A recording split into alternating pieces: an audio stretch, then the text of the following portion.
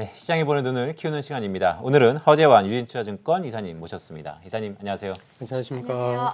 네, 어떠세요? 간밤에 듣고 또 들으니까.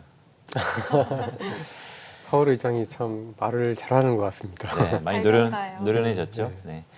FOMC 이후에 우리 시장 오늘 뭐 긍정적이다라는 해석도 있습니다. 불확실성이 뭐 해소했다는 시각도 있고요. 이전에는 안 들어왔던 수급에 대한 기대도 좀 있는 것 같은데요. 어떠세요? 계속해서 수급이 들어올까요? 사실 외국인 투자가들은 지난 10월, 11월부터 조금씩 한국 주식을 사고 있는 것 같습니다. 특히 삼성전자를 비롯한 테크주들을 중심으로 해서 좀 사고 있는데요. 이러한 흐름은 사실 뭐 테이퍼 이슈와 상관없이 반도체 업황과 관련된 이슈이기 때문에 뭐 점진적으로 내년에 대한 기대가 크게 나빠지지 않는다라고 하면 꾸준히 들어올 수 있을 거다라고 판단을 좀 하고 있습니다. 근데 이제 문제는 좀 더 이제 그 삼성전자나 하이닉스를 제외한 다른 업종들로 좀 광범위하게 들어올 수 있느냐가 좀 문제인데요. 저는 아직까지는 그렇게 되려면 좀 중국이 좀 도와줘야 된다라고 좀 보고 있고, 그 시점은 당장이라기보다는 한 1분기가 지나서 한 2분기 정도가 되지 않을까 이렇게 예상을 하고 있습니다. 중국이 관건이다라는 말씀을 주셨어요. 그 시기는 1분기보다는 2분기가 될 거다. 사실 중국은 최근에 다시 한번 유동성을 풀면서 계속해서 경제 지표의 선행 지표라고 할 수 있는 유동성을 풀고 있는데 1분기를 건너뛰는 이유는 어떤 게 있을까요? 가장 큰 이유는 이제 시차 때문인 거죠. 그러니까 돈을 지금 푼다고 해서 본격적으로 경제가 좋아지기에는 보통 한 6개월에서 9개월 정도 시차가 걸린다라는 점. 그리고 아무래도 이제 2월 달에 동계올림픽을 앞두고 있는데, 동계올림픽이 뭐 올림픽을 하니까 뭐 여러 가지 부양에 대한 효과를 기대하는 시각들도 있습니다만은, 이번 올림픽은 아시겠지만 미국과 중국 간에 또 이 뭐 보이콧 문제도 있고 여러 가지 정치적으로 복잡한 부분들이 있기 때문에 사실 본격적으로 경기에 대한 부담을 완화시키고 경기를 띄우기 위해서는 좀 동계올림픽이나 3월 전인대는 좀 지나야지 서서히 효과가 좀 드러나지 않을까라고 보고 있는데요. 뭐 어제도 사실 홍콩에서는 계속 그 테크주들에 대한 규제 이슈가 계속 나오면서 홍콩 시장이 굉장히 좀 안 좋고, 오늘도 사실 그 영향에서 자유롭지 못하다 보니까 뭐 한국 시장도 FOMC 이후에 좀 좋은 모습으로 시작을 하다가 좀 힘을 잃어버리고 있는 상황인데, 역시 이 미국과 중국이 둘 다 좋을 때는 한국은 뭐 양방으로 굉장히 좀 좋은 흐름인데, 미국만 좋을 때는 사실 한국 시장은 나쁘지는 않지만 저희가 그 기대한 것만큼 주식시장이 좀 활기를 찾기는 좀 어려울 걸로 판단을 하고 있습니다. 네, 시간이 좀 걸린다라는 생각이 듭니다. FOMC로 다시 넘어와 보죠. 사실 간밤에 가장 중요했던 게 점도표입니다. 2024년까지 총 8번 더 인상을 시사하고 있는데요. 숫자로 보면 내년부터 3, 3, 2 아닙니까? 내년도 금리 인상 시점이 6월 가능성이 높다라는 게 또 컨센서스이기도 하고요. 어떻게 보세요? 혹자는 2015년처럼 아니다. 실제 생활이 시기가 지나고 보면 한 1년 정도 못 올릴 거다라는 시각도 있습니다. 어떻게 보시나요? 2015년하고 2016년하고는 좀 다를 것 같습니다. 왜냐하면 2015년, 16년에는 미국 경제 성장률이 2% 중반대였다가 이게 이제 2016년으로 가면서 거의 1% 초반대로 갔기 때문에 사실 그때는 금리를 뭐 올리고 싶어도 못 올렸었던 국면이었고, 근데 내년은 뭐 연준에서 4%까지 보는 상황이기 때문에 금리는 올릴 수 있다라고 좀 보고 있고요. 그리고 보통 그 2008년 금융위기 이후를 제외한 나머지 미국의 경기 침체 이후 바닥을 치고 금리 인상할 때까지 보통 2년에서 3년 정도 걸렸습니다. 그래서 그 시기를 대비해보고 이번 코로나에 따른 미국 경제의 바닥 시점이 작년 한 4월이나 5월이라고 보면 내년 6월 정도면 딱 2년이 지난 거니까 사실은 뭐 충분히 할 수 있다라고 좀 보고 있는데요. 근데 이제 그 제가 생각할 때는 3번은 쉽지는 않을 것 같습니다. 좀 과하다는 생각이 네, 있는 좀 거죠. 한 2번 정도가 적정할 것 같고, 3번을 정말 예상하는 것만큼 잘 하려면 충분히 좀 더 고용과 그다음에 성장률이 조금 더 연준이 예상하는 것만큼 충분히 나와줘야 가능하지. 좀 어떻게 보면 연초의 기대보다도 미국의 경제 성장률이 사실 1분기가 지나면서 좀 약간 꺾일 수가 있는 상황이다 보니까 3번까지는 좀 시장의 그 기대치는 좀 높아지고는 있지만 사실 실제로 가능한지는 좀 저는 좀 의문이다라고 말씀드리고 싶습니다. 네, 그렇다면 사실 2번 정도가 좀 더 리즈너블하다라는 말씀을 주신 거예요. 근데 점도표는 일단 3번으로 찍혀 있습니다. 그렇다면 텐트럼 가능성도 좀 있을 것 같은데요. 과거는 어땠나요?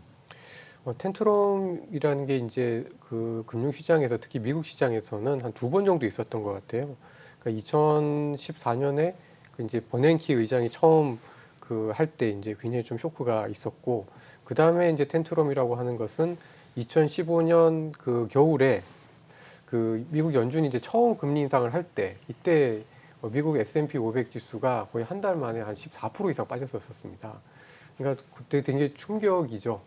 뭐 그러니까 그때의 생각을 좀 이렇게 돌이켜 보면 확실히 금리를 그 저금리에서 한번 처음에 올릴 때는 분명히 한 번 정도의 쇼크는 분명히 나타났다라는 거고요. 근데 그 이후에 또 미국 주식시장은 꾸준히 좀 상승을 했고, 한국 시장은 그때는 중국 이슈 때문에 좋지는 못했지만 사실 그래도 빠지진 않았습니다. 꾸준히 이제 좀 뭐 박스권 내에서 계속 이제 좀 흐름은 좀 보이곤 있었는데, 또 언제 또 발작이 일어나냐면 2018년에 발작이 일어납니다. 그러니까 그때는 사실 3번 정도 금리 인상을 할 거라고 생각했는데 2018년에 이제 그 파월 의장이 취임을 한 다음에 분기에 한 번씩 정말 기계적으로 따박따박 올리면서 사실 2018년 9월 달에는 진짜 좀 약간 금리 인상이 좀 공포스러웠었는데요. 그때는 미국 시장이 그 저기 미중 관세 이슈도 있었습니다만은 그때 당시에 또 10% 이상 주가가 좀 급락을 했었습니다. 그래서 금리는 어쨌든 올리게 되면 발작은 있다.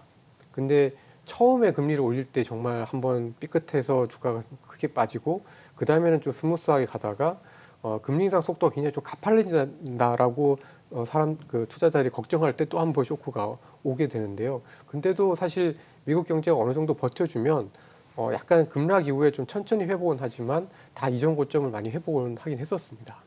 네. 알겠습니다. 그러면 이제 또 다른 이야기를 한번 해보도록 할게요. 금리 인상과 함께 따라다니는 건 성장이잖아요. 네. 성장 이야기를 한번 해보면은 현재 지금 공급 부족으로 인플레 현상이 지속되는 가운데도 지금 내년 연간 성장률 전망이 3.8%에서 4%로 상향 조정이 됐단 말이죠. 이 부분은 좀 어떻게 바라보시는지 궁금합니다. 사실 제가 그 부분이 좀 다시 좀 약간 놀랐었습니다.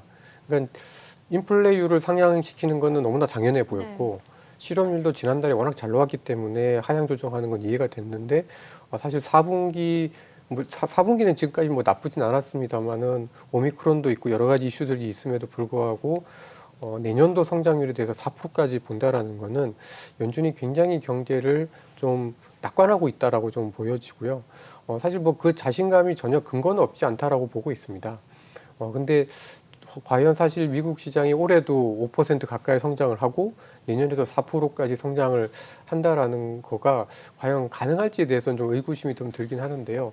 만약에 그렇게 된다라고 하면 아마도 기업들의 어떤 투자가 좀 더 활발해져야 될 것 같아요. 그러니까 지금 이슈가 나오고 있는 공급 이슈나 공급난 문제 때문에 사실 많은 기업들이 투자는 잘 못하고 있습니다. 그러니까 어떻게 보면 그 코로나19 이후에 지금까지 그 미국 기업들이 투자를 한 거는 대부분 이제 자동화 관련한 투자들, 그 다음에 이제 코로나19를 적응하기 위한 투자들이 많지, 실제로 설비를 공장 가동을 늘리거나, 그 다음에 어떤 그 캐파를 늘리기 위한 증설은 거의 없었습니다.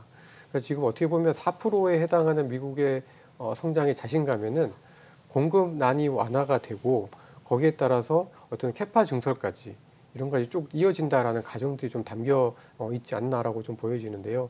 약간 좀 낙관적이긴 한데 그래도 뭐 지금 현재 미국의 어떤 그 잠재적인 어떤 성장의 여력을 감안하면 전혀 불가능하진 않다라고 보고 있습니다. 다소 낙관적으로 보이나 그래도 전혀 불가능한 상황은 아니다라고 말씀을 해주셨어요. 자, 그러면은 조금 더 깊숙이 들어가서 하반기 전망을 한번 내년 전망을 한번 해볼게요. 신흥국증시 2022년 하반기에 좀 기회가 있을 것이다라는 주장을 하셨는데, 그러면 어느 곳에서 어느 업종에서 좀 기회가 있을까요? 그러니까 하반기를 좋게 보는, 그러니까 내년 하반기, 올해는 거의 다 지났으니까 내년 네. 하반기를 좋게 보는 거는 결국 이제 중국의 경기 사이클이 더 나빠지지 않는다라는 거고요. 그리고 그 중심에는 저는 이제 반도체를 비롯한 이제 메모리 사이클도 좀 포함이 되어 있을 걸로 좀 보여지는데요. 주로 이제 테크와 관련된 전통 산업들에서 기회가 좀 있지 않을까라는 생각을 좀 갖고 있습니다. 그럼 내년 상반기는 좀 힘들다고 보시는 건가요? 내년 상반기는 더 나빠지지 않는 정도이지 확실하게 이게 올라오기에는 아직까지 좀 힘이 좀 부족해 보이고, 내년 상반기까지는 여전히 좀 선진국 쪽에 조금 더 기회가 있고 미국보다는 유럽이나 일본 쪽에 조금 더 기회가 있지 않을까라고 예상을 하고 있습니다. 네. 네, 네, 모두에 이런 말씀을 주셨어요. 한국 증시는 미국과 중국이 좋을 때 양빵 좋다라는 말씀을 주셨었는데 시계를 좀 더 뒤로 가보죠. 내년 하반기를 보면 중국도 괜찮아질 거다라는 말씀을 주셨고 미국 성장도 사실 4%면 잠재 성장률이 거의 더블 가까운 숫자입니다. 상당히 한국 시장의 내년 하반기가 기대가 되는데요. 마지막으로 미국 S&P 500의 5,000포인트 가능성을 점져 주셨어요. 그렇다면 우리 시장의 전략은 어떻게 될까요?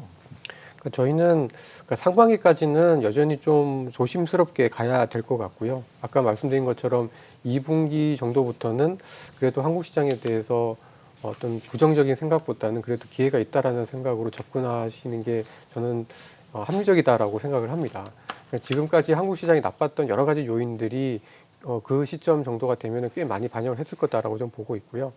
그 시점에서는 한국의 대형주들, 특히 뭐 자동차나 테크와 같은 대형주들이 지금 이제 되게 4차 산업혁명이다. 그리고 이런 것들 때문에 뭐 NFT나 뭐 게임이나 이런 것들에 대해서 관심들이 모여지고 있는데 오히려 그때는 조금 더 어떤 그 주식시장의 어떤 성격 자체나 스타일 자체가 좀 더 바뀌어 있지 않을까. 조금 더 올드한, 좀 더 전통적인 주식시장의 어떤 상승의 모습으로 바뀌어 있지 않을까라고 생각을 좀 하고 있습니다.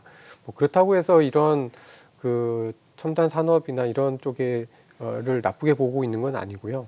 다만 이제 주가가 보통 그 한 2년에서 3년에 걸쳐서 개별 종목 같은 경우에는 한 10배에서 15배, 전체 업종으로 보면은 한 4배에서 5배 정도 주가가 올라가게 되면 한 2년, 3년 정도 좋을 거에 대한 호재는 거의 다 대부분 반영을 하는 것 같습니다.